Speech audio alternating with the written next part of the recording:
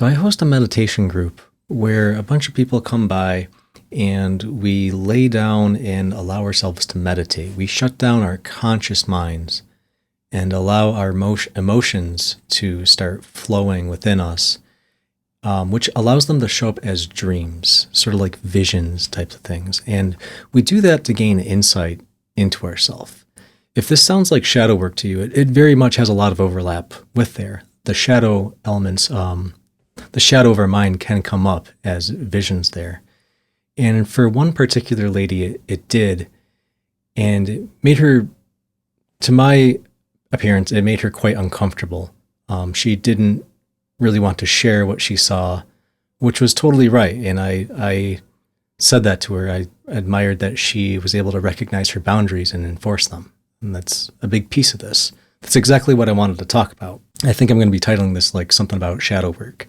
And yeah, I wanted to make a video talking about this a bit more because I think a lot of people are interested in shadow work, and there's even more people who are afraid of shadow work, and rightfully so. The shadow is the elements of us that we repress, suppress, or just avoid, right? When I say our shadow, I'm talking about the characteristics of us in our personality that we would rather not admit that we have. They're the parts of us that we avoid or present a persona to people socially that kind of like occludes the parts of us that maybe we're embarrassed about or we're traumatized by.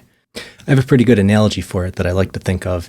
It's a submarine, right? They have sonar. They have active and passive sonar. We don't really have to get into it that much, but sonar just means listening. They're just like megaphones out there. Active sonar is like a bat where you screech out and you hear for the echo back.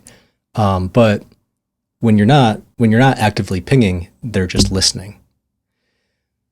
And the idea there is that submarines can see, they're listening truly. They're listening to everywhere around their submarine, except in one spot. And that's directly behind them through where their propeller goes. And they call that the shadow zone. Very fitting. I think you can understand it's the shadow zone because that's the one place where you can't hear anything. And in submarine warfare, the one thing that really makes a great submarine captain, or one of the things that makes a great submarine captain, is managing your shadow zone, because that's where enemies would want to trail you behind, because that's the one place where you can't hear them, right? In the same exact way, that's how we should engage ourselves with shadow work, right?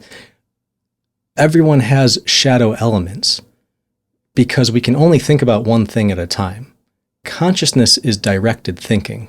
We can only the ego directs what and where we think about. So inevitably, even like the most perfect person, whatever that means, can't think about everything. So there's always a shadow of something you're not thinking about. So how we manage our shadow is what shadow work is. It's not about controlling the shadow. It's not about eliminating the shadow. It's about having agency and authorship of how we engage with the shadow. And that's, back to the analogy, that's what a good submarine captain does, right? They manage their shadow zone behind them.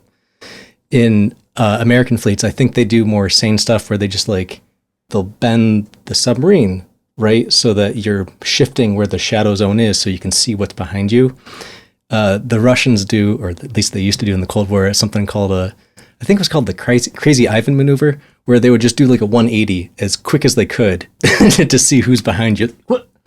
Quick look behind, but you risk running into whatever's behind you. That's why it's called the Crazy Ivan. We don't need to be crazy Ivans when we do our shadow work. We can take a more controlled or managed approach. And this is the message that I wanted to share to all of you and also to this lady that showed up to our meditation group. If parts of our shadow are too traumatic, you don't have to go there.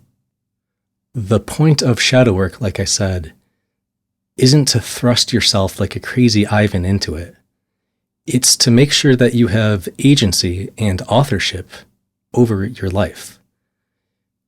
If you're not able to manage your shadow, to engage with it and to speak with it, it will end up controlling you. You can imagine that as life goes, we all experience traumas, small and big.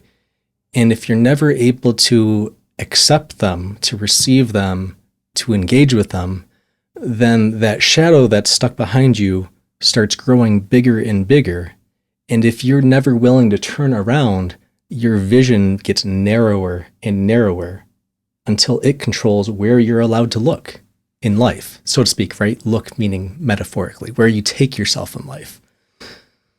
That's the point of shadow work. You're never going to completely get rid of your shadow. You're just, how do I say this? You're never going to completely get rid of your shadow. You're just creating your own skill and capability with choosing what is in your shadow. So if there's parts of it that you don't want to engage with, that's totally okay. You're not in there to solve things. You're just there to engage with them and to choose with agency what is there. I've said this like 10 times. So anyway, the point is this. Your shadow is always going to exist. The purpose is for you to have choice and agency over what is in it. Consciousness is directed thinking. The point is to leave yourself capability and authorship in where you can direct your thinking. So that's all. I hope this helps. Remember, shadow, everyone has one. You're never going to get rid of it, and that's not the point. The point is just to have authorship and agency in your life. Thanks. Have a good one.